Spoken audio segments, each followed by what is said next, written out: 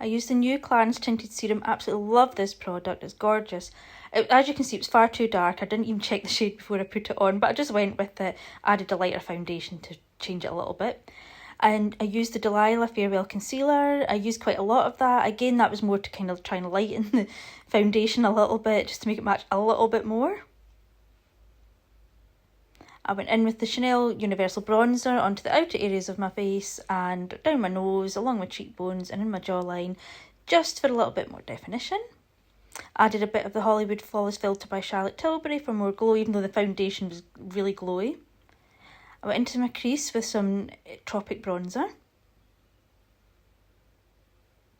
I used the Mimi eyeliner pen just to start creating a winged liner.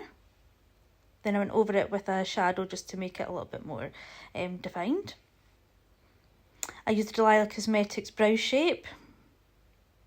I went under my eyes with some of the Delilah Tropic Bronzer and also a little bit darker colour.